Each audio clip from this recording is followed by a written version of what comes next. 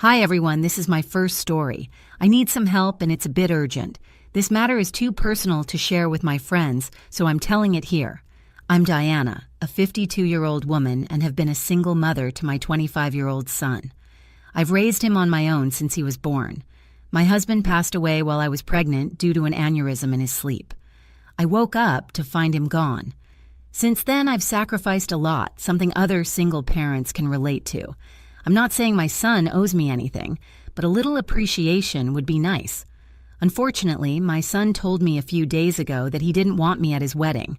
His fiancé and her family think I don't look rich enough to fit in with their guests. This was incredibly hurtful. In a moment of weakness, I did something out of character. This all started 2 years ago when he began dating Lily, who comes from a wealthy family. Her parents own a top real estate firm in the state, and she's always dressed in luxury brands and owns 3 cars. In comparison, I'm just a college economics professor. I make a decent living, enough to raise my son single-handedly for the past 25 years. Things started changing when he began dating Lily. Initially, I had no problem with her or their relationship, but after our first meeting, my son called to tell me I needed to change certain things about my house because he found the old furniture embarrassing compared to Lily's parents' mansion. We fought over this because I didn't think there was anything wrong with my house. The old furniture had character and sentimental value, especially since some pieces were picked out by my late husband. I never wanted a glamorous lifestyle. I was happy living within my means. I valued the life I had and saw no reason to change it for anyone. After that fight, my son realized he was being a jerk and apologized. We patched things up, but he never brought Lily over to my place again. I only met her a handful of times and met her parents once when they got engaged. I attended their engagement party, but my son criticized how I dressed, saying I should have put more effort into it. But I thought I was dressed perfectly fine. I'm not stupid. I knew his real issue was that I wasn't wearing luxury brands, just clothes I could afford. He was too afraid to say it outright. Even though he started being distant after introducing Lily to me, I still tried to keep in touch. 3 days ago, he visited and told me that Lily and her parents didn't think I would fit in at the wedding. They felt I wouldn't blend with their friends and business associates. Since Lily's parents were funding most of the wedding, he thought it was best to respect their wishes. He suggested having a private ceremony later that I could attend, but he wanted me to understand his position. He didn't want me to feel out of place. I was very hurt and started crying. He got exasperated and said there was nothing to cry about because it was just a fact that I didn't look rich enough. He didn't want me to embarrass myself or him. He hoped I would understand, but accused me of being selfish for not caring about his image. Once I stopped crying, I told him to get out and never come back. He tried to argue, but I screamed at him to leave. Still upset, I decided to do something questionable. A couple of weeks ago, I had helped him secure the venue he wanted for his wedding. He had been struggling to finalize it because the owner wasn't willing to rent it out, despite negotiations from Lily's parents.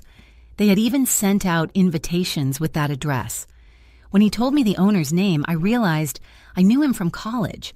I thought I could help, but wanted it to be a surprise. I reached out and discovered the owner and his wife were worried about their property being trashed. I vouched for my son and assured them that Lily's parents, being top real estate firm owners, would ensure the place stayed pristine. It took a few days, but I convinced him to rent it out without mentioning my involvement. My son was thrilled, completely unaware of my involvement.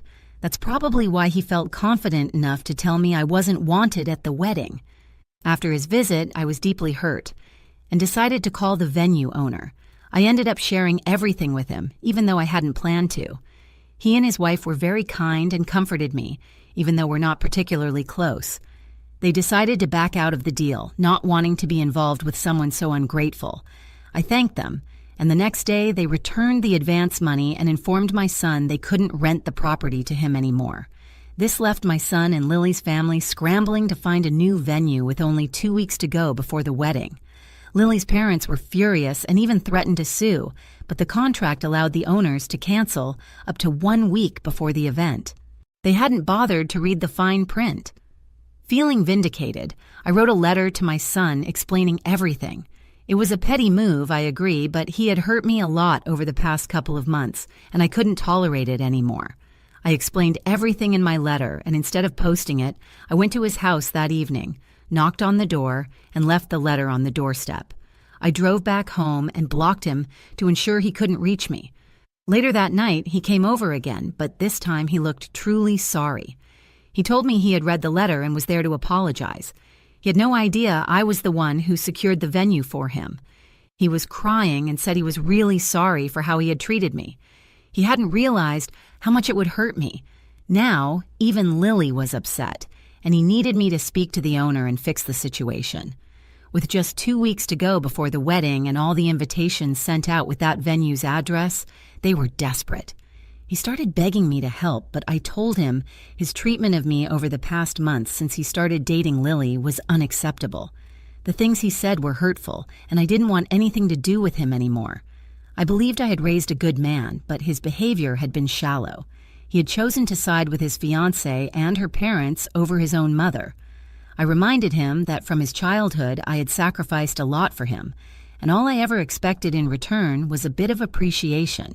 Instead, he made it clear he was ashamed and embarrassed by me because his fiancée and her parents were not on board with me and found me embarrassing. He promised to take it all back, speak to Lily and her parents, and get them to apologize. But for now, he just wanted me to speak to the owner and fix the situation so they could keep their chosen venue. I told him I had already spoken to the owner and wouldn't keep disturbing them. They had to figure out a way to deal with this on their own, as I couldn't help them anymore. He started getting pissed off, saying I was being unreasonable. I told him to leave because I couldn't help him. Feeling adamant, I watched him give up and say I was free to do whatever I wanted. But if I didn't help him, I would lose him forever. He accused me of being selfish and said he was tired of balancing these pressures. He claimed Lily would be more understanding and that he was exhausted and done with it. Then he left. Since then, I've been worried about whether I made the right choice. So, I'm here to ask if I am the asshole for refusing to help my son get back his wedding venue. Update 1. It's been a week since I last spoke to my son, and I still haven't reached out to the venue owner. I've been conflicted, but things are clearer to me now. I realized I was just being sentimental. My son is old enough to handle this on his own. Besides, I don't think I could convince the owner to change their minds after what I told them. They seem pretty firm in their decision. I've spoken to several friends and relatives, explaining the entire situation. Many family members were surprised they hadn't received wedding invitations, so I told them the truth. My son was embarrassed by his family and didn't think we'd fit in with his fiancé's crowd. People were really offended, and when I told them about the venue situation, they felt my reaction was justified. My son hasn't spoken to me since our last conversation, and we didn't end on a good note. If this were truly important to him, he would have reached out again. There are just a few days left until the wedding, and I don't know what they'll do since the venue's address is already printed on the invitations. But I know it's not my problem anymore. If he doesn't want to invite me to his wedding or consider me his family, then I'm absolved of my responsibilities as his mother. I'm still processing this emotionally because it's quite difficult. As a single mother, my son has been my whole world, but in my mind, I've made my decision, and I'm going to stick with it. Update 2. There were just 2 days until the wedding, and I wasn't holding out hope that my son would reach out. But today, Lily actually contacted me. It was surprising, considering I thought she and her family didn't want me at the wedding. So why would she expect me to want to talk to her? Despite my reservations, I had a gut feeling and answered the call. I could hear Lily trying her best not to cry as she spoke. She admitted she knew about my fallout with my son, but begged for a chance to speak to me and convince me to fix things. She said some surprising things, like how she knew we hadn't started off on the right foot and that she respected and admired me. She wanted me to talk to the venue owner and fix the situation, despite my current fight with her fiancé. She mentioned that my son had forbidden her from speaking to me but felt disappointed when she found out I wouldn't be attending the wedding. I snapped at her, accusing her of putting on an act. I reminded her that she and her family were the ones who didn't want me at the wedding, which caused my son to turn against me. There was silence on her end for a couple of minutes before she said neither she nor her parents had said anything like that, and there must have been a misunderstanding. Both of us were confused. I insisted that my son told me they didn't think I would fit in at the wedding, while she claimed he told her I refused to attend because I didn't like her and didn't approve of her family. We realized my son had been feeding us both lies. He was embarrassed and used Lily and her family as an excuse to avoid inviting me to the wedding, not wanting to show he didn't belong to their world. My head was spinning. I told Lily I needed a break and would call her back later to discuss this in detail. After half an hour, once I had processed everything, I called her back. We talked more, and I told her everything from the beginning. My son had always made it seem like she and her family had a problem with me. She claimed neither she nor her parents had said any of those things. She said my son had made it seem like I didn't like her family, which is why she kept her distance. When he decided not to invite me to the wedding, he told me one thing and told Lily I wasn't interested in attending because I didn't approve of her. He had even told her he was going no contact with me, and she needed to respect that.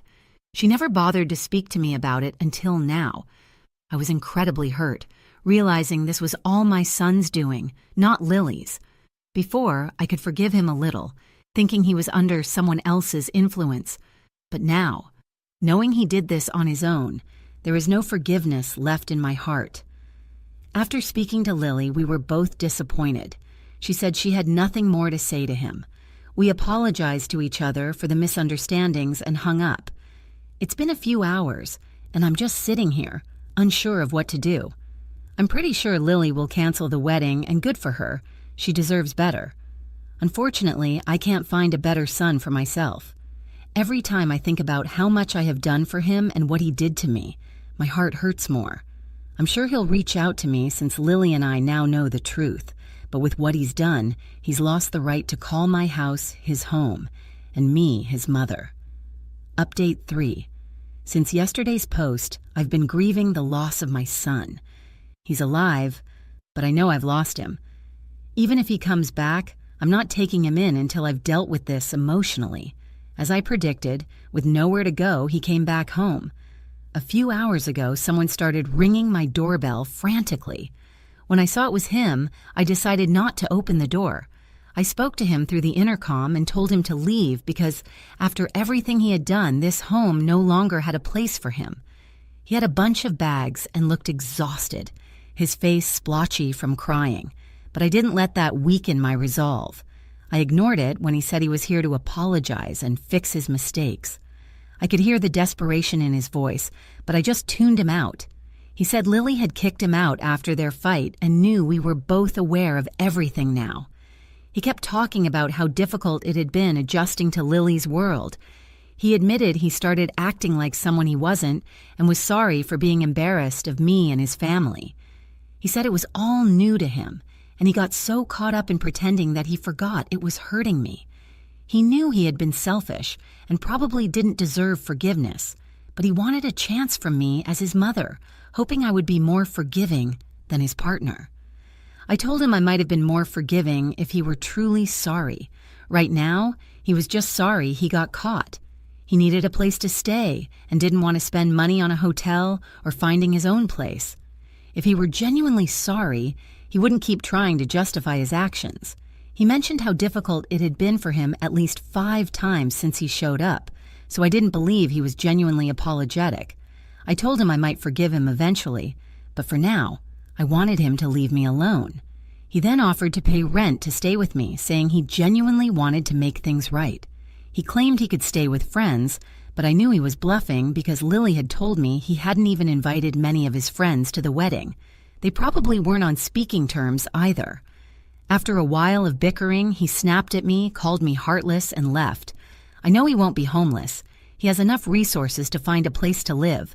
My job as a mother is done. I raised him to be a decent human being, and for a while he was. But now, this is not my problem anymore. Update 4. It has been 2 weeks since my last update.